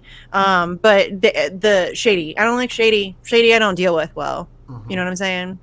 I would be side eyeing him the whole time. Yeah, no, I definitely agree. But Yeah. Anyway. I just hope one day I don't have to do a free James O'Keefe Just vigil. stay the hell away from the Intercept whistleblowers. Yes. Please. That's seriously. Protect yourself. Ask a lawyer first and stay away from the Intercept. Those are the 2 pieces of advice I would give. I'm not a whistleblower, but that's just what I've heard. Those are my 2 pieces of advice. You ready for the next one? Yes. This one. Let's get it done. I fucking hate this screen. My monitor kills Do me. you need me to pull it up? What are we pulling up? I have No, everything I got pulled it. up. I think. The Commander X stuff. Oh, okay. There was also an independent article that we should have probably done that the Shiptons were interviewed talking about the Reality Winner release and how they think it might influence the Assange case. I have it pulled up. We could just like read it from the article, but Yeah. okay. We can do. Do you kind want of to do that important. now, or do you want to do that after this one? Whatever. You already got this pulled up. Just go. Cool. You want to do this one? Yep. Okay, so Kiss Asylum writes, goodbye, legendary hacktivist Commander X. We love you, X. Torn from Mexico for FBI despite his status as political refugee with asylum, officially granted more than a year ago. This is by Pamela Drew. Thank you for writing this, Pamela Drew. Days ago, Commander X, a longtime member of Anonymous, was enjoying life in Mexico after a decade of evading FBI on charges relating to hacking. He had lived on the streets of Toronto, working from coffee shops to support protest actions around the globe, challenging corruption and supporting street actions. Then he sought freedom. A little more than a week ago, Canadian television aired a documentary film titled Behind the Mask, Face of Anonymous, detailing the journey Commander X undertook to travel across Canada through the western U.S. and into Mexico. In one of the final tweets from his Twitter account, Commander X tweeted a link for Americans to view the film as part of San Francisco Documentary Festival.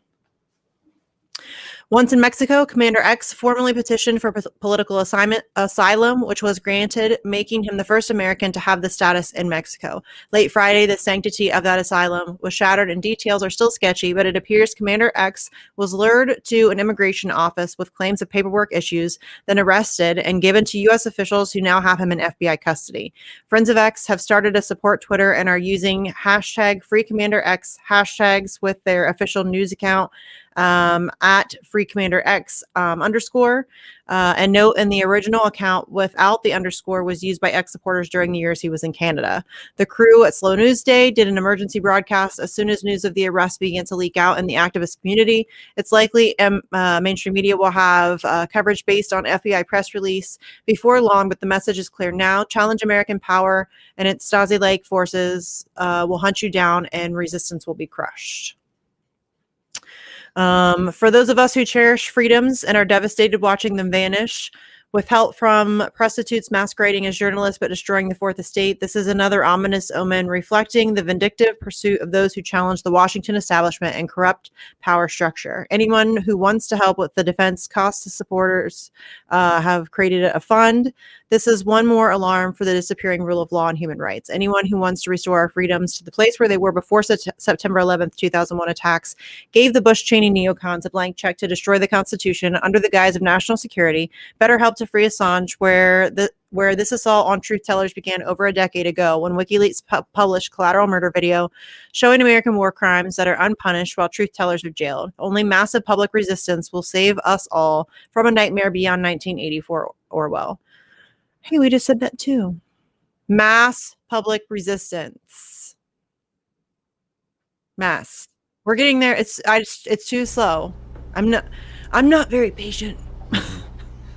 And I'm tired. I'm so tired. I'm tired. I'm so tired. Like, especially just right now. I think maybe I'm feeling a little bit more tired than normal. But yeah. Well, I'm trying to quit energy drinks too. Oh. Because those will just fucking kill me by 40. So I figure I'll let the CIA do that.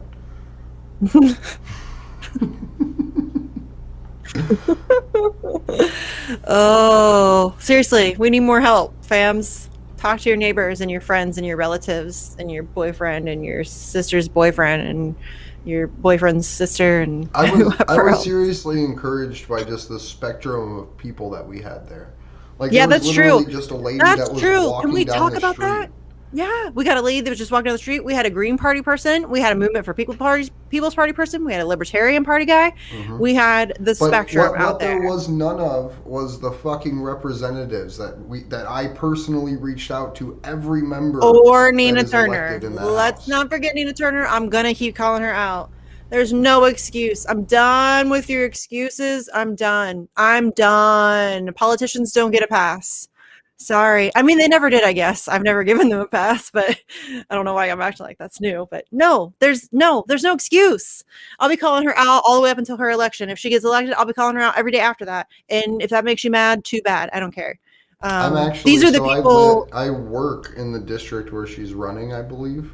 And there's like, I get to drive past Nina Turner signs on my way into work, and I'm like, I called you like so much.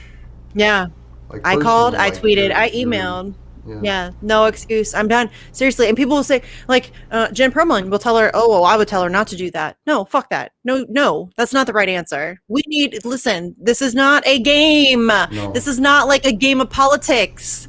This is not, people try to play it like it's fucking House of Cards. So under the Obama administration, right, you had like West Wing, was the like predominant. Seriously, it was the predominant political show, and then I you had know, it like makes me laugh. 24 as the like justification for CIA rendition, and Yeah. then fast forward a decade, you had House of Cards that set the precedent of like you can fucking murder some bitch with a train if you're a senator, like you get that right, and you're like, I don't think political people should be allowed to like, oh, I'm gonna take some No. notes.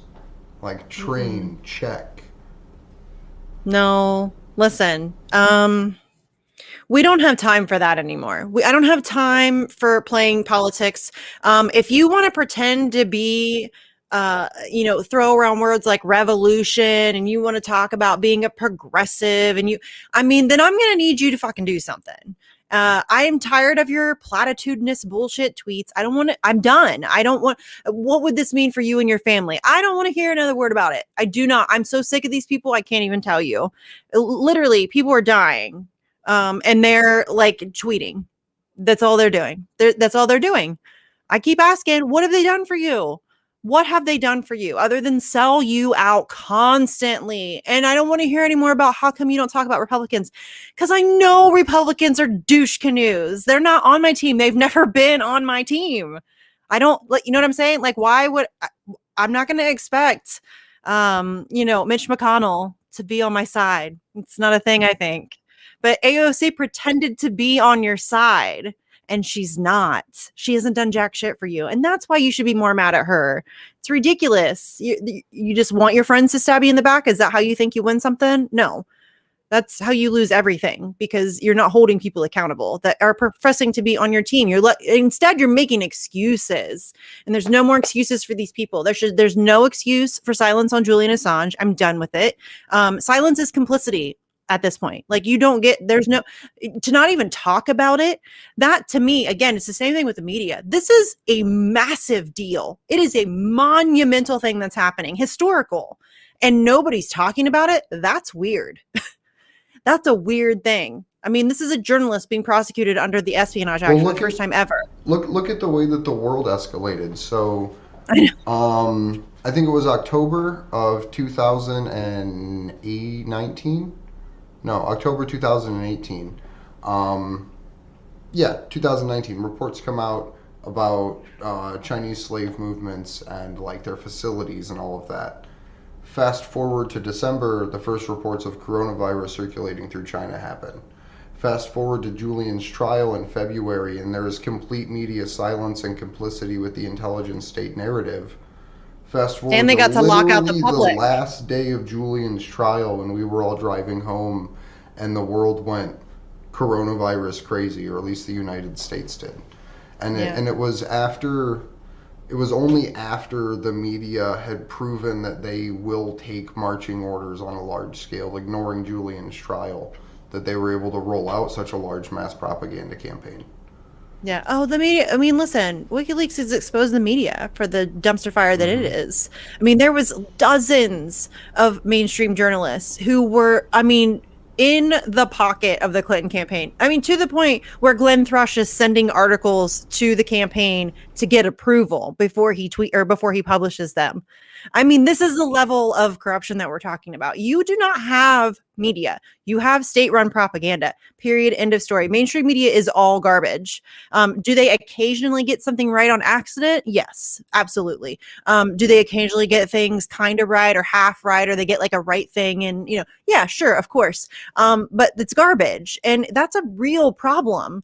I mean, that is a ginormous problem. That's a huge part of the reason why we can't get anything accomplished, because you are constantly being barraged with bullshit. You don't know what's happening around you. I mean, unless you're really paying attention, which I know our audience is. I preach it to the choir. But most like normal people have no idea. They have and people will try to say that it's conspiratorial to talk about. Do we need to list off the things that we know for sure that they've done? Do we need to do that? Because we can do that. There's a whole list we can go through. I mean, there have been memes made about it. If whatever you think that they're doing, it's worse. And I think they're doing really terrible things. Yeah, and for example, in straight downtown London, there's a former military barracks that's being used as a detention center where they're housing people 30 per room. 30 per room, right? Yeah. With the ability to forcefully vaccinate people in that facility. With Look at the things that are ability of happening in the UK United to States. break the law for the benefit of the United Kingdom. Yeah. Like financial No, benefits. we're So- giving forced hysterectomies to women in prisons in California. That's happening in the United States, and that's, I mean, look at what our foreign policy. Are you joking? How many why did I? Do you see how tired I am?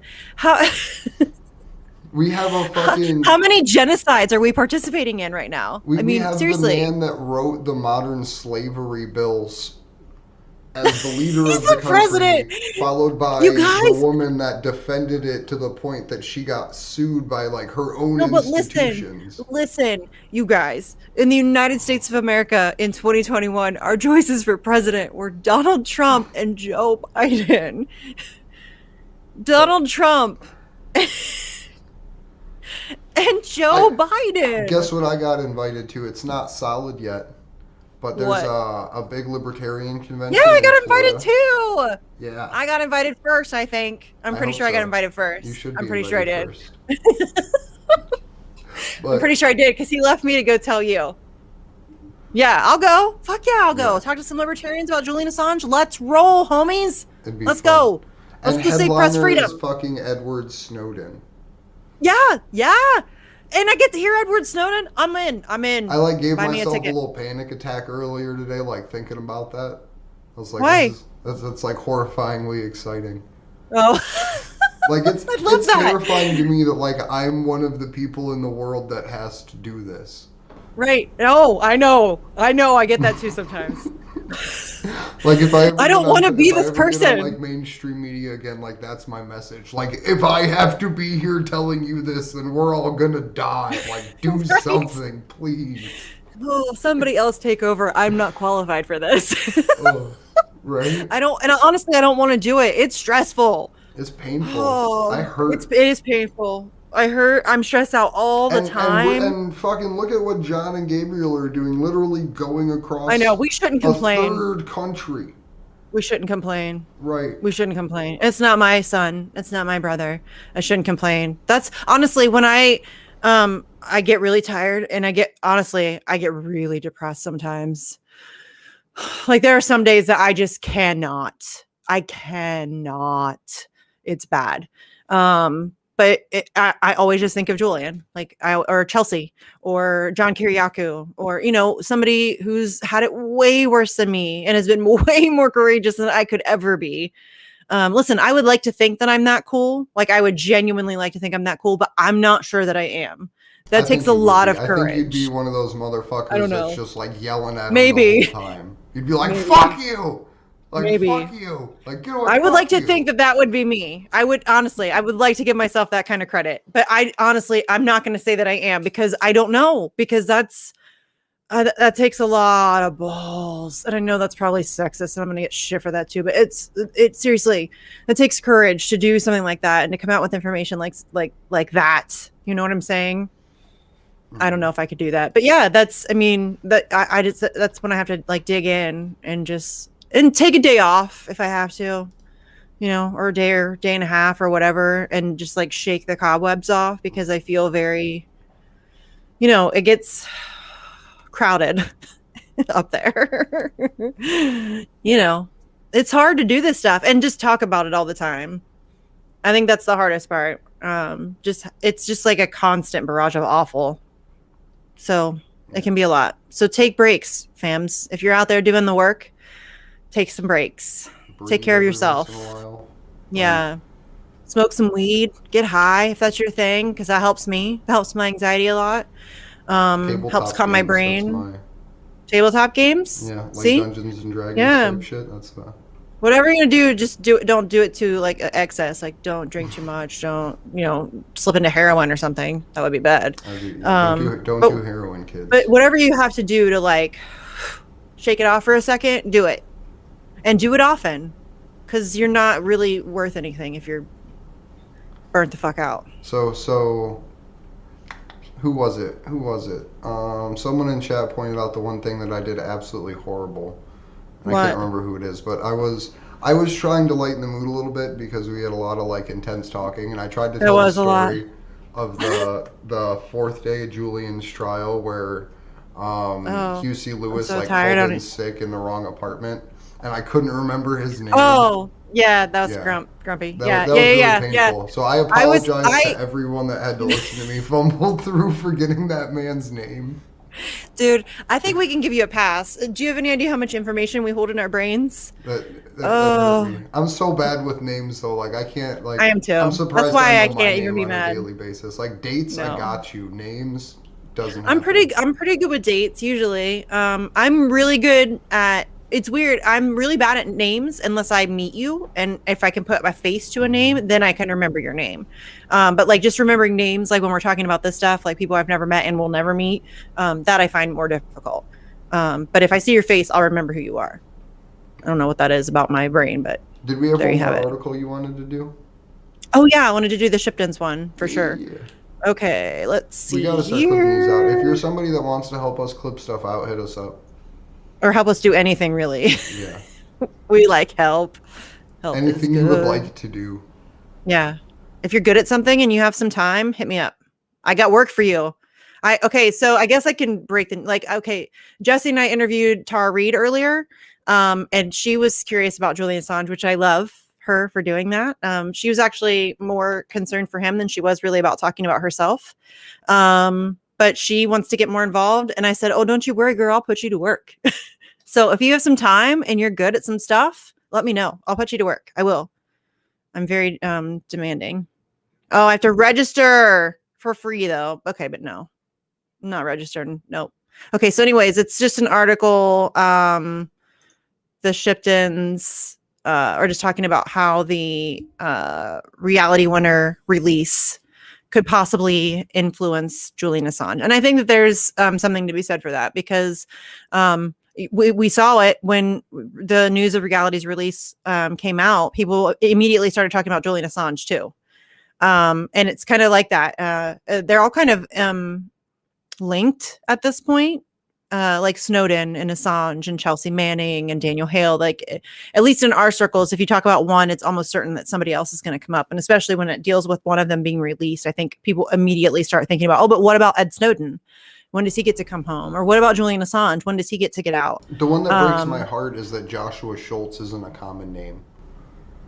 Yeah. Because he's straight pre-trial, and I guess that's the point of Sam. Why don't we do it? Why don't we do an episode dedicated just to his case? We should. And break it down for everybody, and see if we can get somebody related to the case to come on and talk about it, or somebody that knows something, or you know what I mean, has been following it, or yeah, we should do that. We should do that. We should try to do that. Just in general, anytime there's like, if we hear about a new case or a new kind of whistleblower that comes out or whatever, we should really try to, do like shows focused on singular cases so that we can really dig in. Thing about Daniel Hale, honestly, just to like personally learn more about him and what he exposed, because I know of him and like the story. I think our audience would love to know more about these people too. We talk about them, and I think that they would love to know some more details and really get in. I mean, you're right. I would like to know more about it too, and I just think we really need to start like coalescing around these people, as like a whole. Like they're all kind of in the same club. Yeah. So it's like a weird club. There aren't very many members. It's a small club. And anyone's invited. Yeah, I like it. I need it on a shirt. I need a shirt. I need it. We should do the Action for Assange. It's a small club, but everybody's invited. I like it. That's funny. We can make a little jingle and everything. All right, what else do we have, dude? I'm tired. I have, if we want to go through it or save it, I have Assange and Belmarsh, An Illusion of Health, or An Illusion of Care. It's about his health? Well, it's a piece about like his medical detention. I don't know if we want to do it tonight. No. Not really. Yeah, I hate talking about that stuff. It makes me really depressed. We'll probably do honestly. it Saturday or next Tuesday. It's one of those ones that I've been like scooching along with us for the last couple of weeks. I'm really bad about it. We should probably talk about it more, but anytime I like come across an article or discussion about it, it's like that's a lot for me to take on, honestly. I feel like such a turd saying that, but it's just a lot. I think it's I mean, it's the autism thing, I think, that really it hurts. You know what I mean? Like, I can't imagine. And then I think about his mom, and I can't imagine, and it sucks. And he needs to be let out. He needs to go home Yeah. so he can recover. He's done more than enough time, y'all. Bail jumping, it's the best they got. Like, legitimately. That's not And even even then, those legitimate. charges don't even exist anymore. No, he's already served his time. He served 50 weeks, one of the longest sentences ever given for that. Yeah. And he's already well past that. He's well past that. And so, yeah, he needs time. He needs to go home. So, yeah, talk to people, please, because I'm tired. Andrew's tired. I'm tired. Not saying that. Close out? Yeah, not saying that. Yeah, but I'm not saying that like we're like that would end the fight, because you talked about that yesterday. Like, even if Julian gets out, fight continues. Like, free speech will always be under attack. As long as there are people in power who want to cover up their bullshit, there will be a fight for free speech, and that's okay. I would just like to get this one done. I feel like we're running out of time. So yeah, okay. So I'm Misty. agree. Yeah, I'm Misty. You can find me on Twitter at Sarcasm Stardust. I have another show called Fox on the Ground. Like I just said earlier, we just interviewed Tara Reid. She was so great. I'm a huge fan of hers. I think not fan. I hate fan. That's such a weird. I admire her. I think she's very courageous. I'm a supporter of hers, obviously, and it was cool to talk to her. It's always fascinated me that we have so much video evidence of Joe Biden being like a complete shit gibbon, and people don't take her seriously. I have no problem believing Tara Reid. None whatsoever. That dude is a absolute creep. There's no question. So I think she's incredibly credible. Yeah, so that should be out. I don't know if Jesse has it up. I haven't checked our YouTube or our Rockfin, so go check for that. Should be up tonight. I don't know. We'll see. And then also tomorrow, okay, this is big. Bitch, tomorrow, 7 p.m., I have not only Sky Daddy, but also Fiorella Isabel. All three of us in the same place at the same time. I am giddy like a schoolgirl with excitement. I cannot wait. They're two of my favorite human beings. I'm very excited. It's going to be so much fun. So yeah, check that out for sure. 7:00 tomorrow, bitch, with Comrade Misty. I'm so excited. I am so excited. Okay, I'm done. So my name's Andrew Smith. You can find me on Twitter at Andrew Zigman. You can find us on Twitter at action_4 Assange. Thank you for everyone that's organizing on the ground. Thank you for people that are making these events happen, and thank you to the people that are showing up at them. Because it may not feel like much, but literally this is what we have and this is where we are at. What I'd like to encourage everybody to do is for here in America, your July 4th event, 4th of July, is the day after Julian's birthday. So hijack your local communities. Show up with flyers. If you're comfortable, show up with a megaphone. You can get those for just a sign. Even just take a sign that says "Free Julian Assange." Put it at your little picnic table or whatever. So one of the things that I'm probably going to go do again, there's a community that cited me 2 years ago for putting up posters claiming that I was advertising, and I was doing it on it was July 2nd where they wrote me the ticket.